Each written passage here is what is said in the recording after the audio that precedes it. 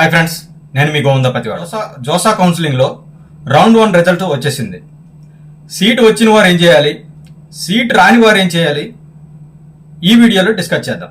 Round 1లో seat ఎవరికైతే రాలేదో వారైతే ఏమీ చేయాల్సిన అవసరం లేదు.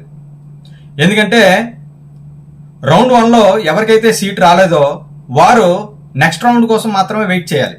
అయితే ఇక్కడ సీట్ ఎవరికైతే ఈ రౌండ్ 1లో సీట్ ఎవరికైతే వచ్చిందో వారు ఏమేమి చేయాలో అనేది ఈ వీడియోలో డిస్కస్ చేద్దాం. ఎక్కడ ఈ వీడియోని స్కిప్ చేయకుండా చూడండి. రౌండ్ 1లో సీట్ వచ్చిన వాళ్ళు మొట్టమొదటిగా సీట్ అలాట్మెంట్ స్లిప్ అని ఉంటుంది. మీరు మీ క్యాండిడేట్ యాక్టివిటీలోకి లాగిన్ అయిన తర్వాత సీట్ అలాట్మెంట్ స్లిప్ అని ఉంటుంది, దాన్ని డౌన్లోడ్ చేసి పెట్టుకోవాలి. ఎందుకంటే at the time of joining మీరు కాలేజ్కి వెళ్ళినప్పుడు కంపల్సరీగా ఇది ఒకటి సబ్మిట్ చేయాల్సి ఉంటుంది. ఇక రెండోది విల్లింగ్నెస్. ఈ విల్లింగ్నెస్ సబ్మిట్ చేసేటప్పుడు మీకు ఎక్కడైతే సీట్ వచ్చిందో చెక్ చేసుకున్న తర్వాత ఆ సీట్ మీకు కంప్లీట్గా యాక్సెప్టా కాదా, మీరు కోరుకున్నటువంటి సీట్ వచ్చిందా రాలేదా. ఒకవేళ మీరు కోరుకున్నటువంటి సీటు రాలేదు అని అంటే ఏం చేయాలి, ఈ సీటు నాకు ఇష్టం లేదు అనుకున్నప్పుడు మీరు 2 రకాలుగా ఆలోచించాలి. ఈ కాలేజ్ ఇష్టం లేదా, ఈ కాలేజీలో వచ్చినటువంటి బ్రాంచ్ ఇష్టం లేదా, ఏమి ఇష్టం లేదో ఒకసారి ఆలోచించుకోవాలి. కాలేజ్ ఇష్టమే కానీ నాకు నచ్చిన బ్రాంచ్ రాలేదు అనుకున్నవారు ఒక ఆప్షన్ సెలెక్ట్ చేసుకోవాలి. అసలు ఈ కాలేజే నాకు ఇష్టం లేదు, ఇంతకన్నా నాకు బెటర్ కాలేజ్ కావాలి, ఇంతకన్నా నాకు బెటర్ బ్రాంచ్ కావాలి అనుకునే వాళ్ళు వేరే ఆప్షన్ ఎంచుకోవాలి. లేదు, ఈ రౌండ్ 1లో ఎవరికైతే సీట్ వచ్చిందో ఆ సీటు నాకు కరెక్టే, నేను ఈ సీటే కోరుకుంటున్నాను అనుకునేవారు ఫ్రీజ్ చేసుకోవాలి. మీకు 3 ఆప్షన్స్ ఉంటాయని మీకు ఆల్రెడీగా పాత వీడియోలో చెప్పాను. Freeze, float, slide. ఎవరికైతే మీకు వచ్చిన సీటు కంపల్సరిగా యాక్సెప్ట్ అయినట్లయితే, మీకు నచ్చిన సీటే వచ్చినట్లయితే ఫ్రీజ్ చేసేయండి. ఈ కాలేజ్ నాకు ఓకే కానీ నాకు ఎంతకన్నా మంచి బెటర్ బ్రాంచ్ కావాలి, ఇంకా ఎంతకన్నా మంచి బ్రాంచ్ కావాలి, నాకు ఐఐటి హైదరాబాద్లో మెకానికల్ వచ్చింది, నాకు కంప్యూటర్ సైన్స్ కావాలి. సో అటువంటి వారు ఇదే కాలేజ్లో కంప్యూటర్ సైన్స్ కావాలి అనుకున్నారు కాబట్టి ఈ కంప్యూటర్ సైన్స్ అనేది మీకు వచ్చినటువంటి ఆప్షన్స్ కంటే పైన ఉన్నట్లయితే మీరు స్లైడ్ ఆప్షన్ ఎంచుకోవాలి. గుర్తుపెట్టుకోండి, మీకు ఎక్కడైతే సీట్ వచ్చిందో ఆ సీట్ కంట కింద ఉన్న ఆప్షన్స్ అన్నీ ఇక మర్చిపోండి. ఎందుకంటే ఒకవేళ మీకు మంచి ఆప్షన్ కింద ఉన్నా కూడా మీరు కోల్పోయినట్టు అది. ఇక దాని గురించి ఎక్కువగా డిస్కస్ చేయడం అనవసరం, దాని గురించి ఎక్కువగా ఆలోచించడం అనవసరం. మీరు చేయాల్సిందల్లా ఇక మీకు ఒక 120 ఆప్షన్ వచ్చింది అని అంటే ఆ 120 పైన 119 ఆప్షన్లు మాత్రమే చూసుకోవాలి తప్పిస్తే 120 తర్వాత ఉన్నటువంటి ఆప్షన్స్ అన్నింటినీ ఇక మర్చిపోవాలి. అయితే ఈ 119 ఆప్షన్లో మీకు కావాల్సిన ఇదే కాలేజీలో బెటర్ బ్రాంచ్ ఉన్నట్లయితే స్లైడ్ ఆప్షన్ ఎంచుకుంటారు. ఇక మూడోది, ఇంతకన్నా బెటర్ కాలేజ్ అయినా పర్వాలేదు, ఇంతకన్నా బెటర్ బ్రాంచ్ అయినా పర్వాలేదు, ఈ కాలేజ్ కాకపోయినా పర్వాలేదు అనుకునేవారు ఫ్లోట్ ఆప్షన్ ఎంచుకుంటారు. సో ఈ 3 ఆప్షన్స్లో ఏదో ఒకటి చూజ్ చేసుకొని సెలెక్ట్ చేసుకున్న తర్వాత సీట్ యాక్సెప్టెన్స్ ఫీజు పే చేయాలి. ఈ సీట్ యాక్సెప్టెన్స్ ఫీజు ఎంత అని అంటే ఎస్సీ ఎస్టీ పీడబ్ల్యూడి వరకు అయితే 15,000, జనరల్ ఈడబ్ల్యూఎస్ ఓబీసీ వరకు అయితే 30,000 ఫీజు కట్టాలి. నెక్స్ట్ ఆప్షన్ వచ్చి డాక్యుమెంట్ అప్లోడ్. ఇక్కడ మీరు చాలా జాగ్రత్తగా చేయాలి.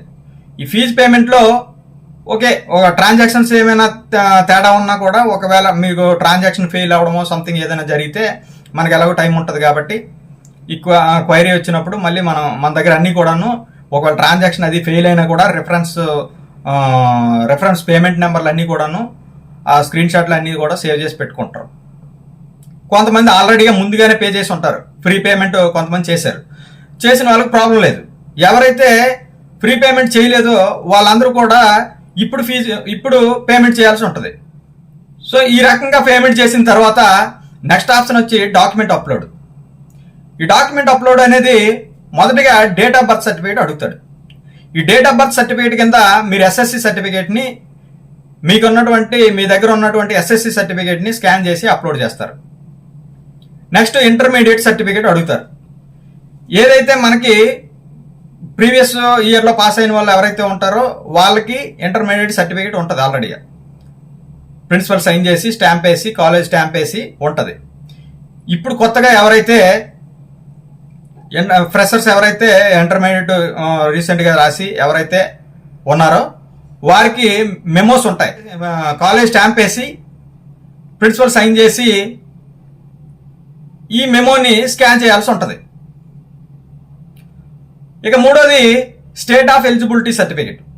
స్టేట్ ఆఫ్ ఎలిజిబిలిటీ సర్టిఫికేట్ కింద మనం ఇంటర్మీడియట్ హాల్ టికెట్నైనా అప్లోడ్ చేయొచ్చు,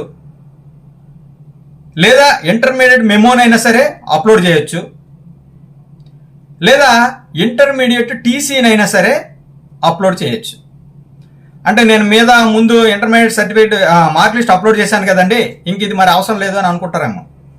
కంపల్సరిగా స్టేట్ ఆఫ్ ఎలిజిబిలిటీ దగ్గర మీకు intermediate certificate state of eligibility certificate దగ్గర మీరు కంపల్సరిగా ఇంటర్మీడియట్ మార్క్ లిస్టు లేదా ఇంటర్మీడియట్ హాల్ టికెట్ లేదా ఇంటర్మీడియట్ నుంచి మీరు రిలీవ్ అయిన తర్వాత మీ కాలేజ్ వాళ్ళు ఇచ్చినటువంటి ట్రాన్స్ఫర్ సర్టిఫికేట్ అయినా సరే అప్లోడ్ చేయాల్సి ఉంటుంది.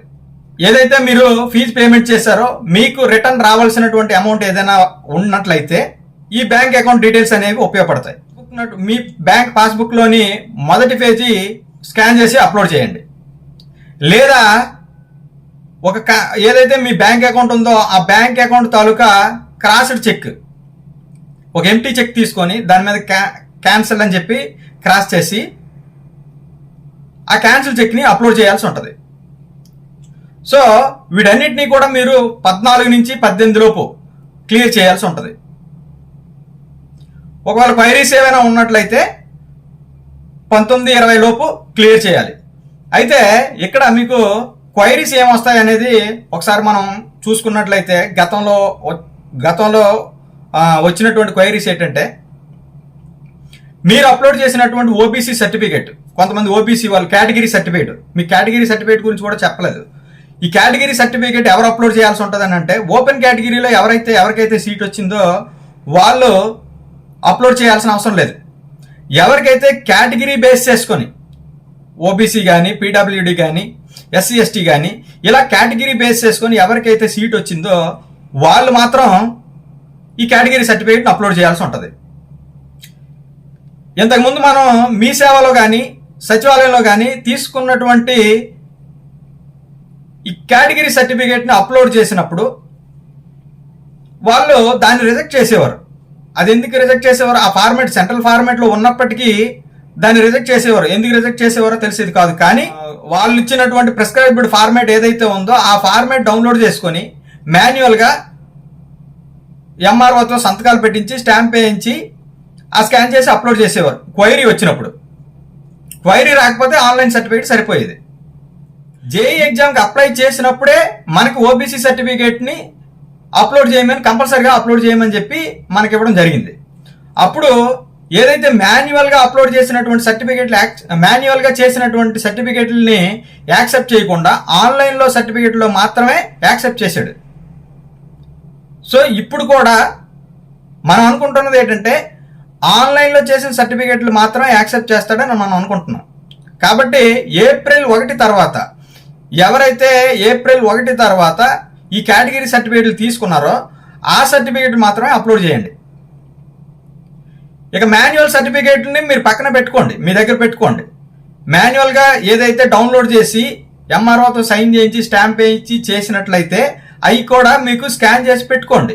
క్వైరీలో ఒకవేళ వచ్చినట్లయితే మీరు మళ్ళీ నాకు ఫార్మాట్ ఏదైతే మా ప్రిస్క్రైబ్డ్ ఫార్మాట్ మాత్రమే అప్లోడ్ చేయండి అని చెప్పి మీకు క్వైరీ వచ్చినట్లయితే అప్పుడు ఆ మాన్యువల్ సర్టిఫికేట్ని అప్లోడ్ చేయండి. ఇంకో సర్టిఫికేట్ కూడా మీరు అప్లోడ్ చేయాల్సి ఉంటుంది, మెడికల్ సర్టిఫికేట్.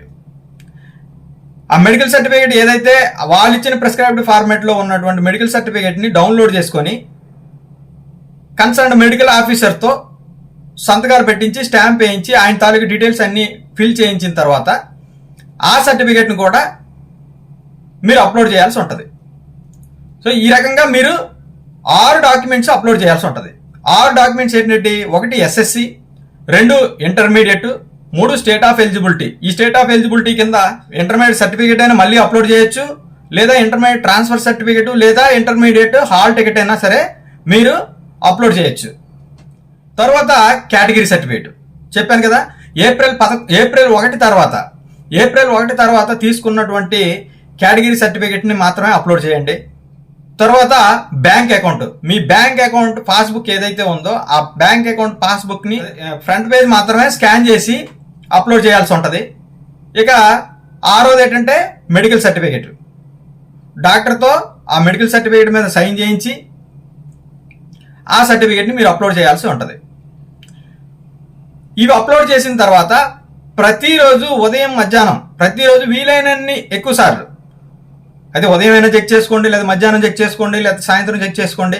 1-2-3 సార్లు మీరు ప్రతిసారి కూడా క్యాండిడేట్ యాక్టివిటీ ఓపెన్ చేసి క్వైరీస్ ఏమైనా ఉన్నాయా అని చెక్ చేసుకోవాల్సి ఉంటుంది.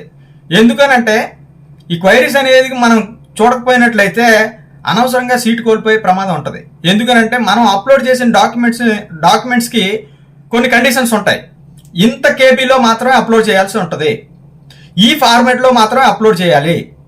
ఇటువంటివి ఎక్కడైనా మనం మిస్ అయినట్లయితే సరిగ్గా వాళ్ళకి ప్రింట్ సరిగా కనిపించకపోయినా, సో మనం ప్రిస్క్రైబ్డ్ ఫార్మాట్లో లేకపోయినా, సో వాళ్ళకి ఏదైనా డౌట్ ఉన్నట్లయితే, మనం అప్లోడ్ చేసిన డాక్యుమెంట్స్లో ఏవైనా డౌట్ ఉన్నట్లయితే మనకి ఏ కాలేజీలో సీట్ వచ్చిందో ఆ కాలేజ్ వారు క్వైరీ పెడతారు. ఆ క్వైరీకి మనం కంపల్సరీగా రెస్పాండ్ అవ్వాల్సి ఉంటుంది. ఈ క్వైరీకి కానీ మనం రెస్పాండ్ అవ్వకపోయినట్లయితే మన సీటు మనమే చేజేతిలా కోల్పోయినట్టు అవుతుంది. దానికి కారణం మనమే అవుతాం. అందువల్ల మీరు కంపల్సరీగా నేను సీట్ పేమెంట్ చేశాను, డాక్యుమెంట్స్ అప్లోడ్ చేశాను, సీట్ యాక్సెప్ట్ చేశాను, ఆప్షన్స్ పెట్టేసుకున్నాను అనుకుంటే సరిపోదు. ఎందుకనంటే ఈ 2-3 డేస్లో 18 వరకు వాడు ఎప్పుడైనా సరే వాడికి డౌట్ వస్తే ఆ డౌట్ వచ్చినటువంటి సర్టిఫికేట్ మీద మీకు క్వైరీ పెడతాడు. ఆ క్వైరీకి మీరు కంపల్సరీగా రెస్పాండ్ అవ్వాలి. అర్థమైంది కదా? సో రౌండ్ 2లో సీట్ వస్తే ఏం చేయాలి, రౌండ్ 2లో సీట్ రాకపోతే ఏం చేయాలి అనేది మరో వీడియో చేద్దాం. మీకు ఏమైనా డౌట్స్ ఉన్నట్లయితే కామెంట్ సెక్షన్లో తెలియజేయండి.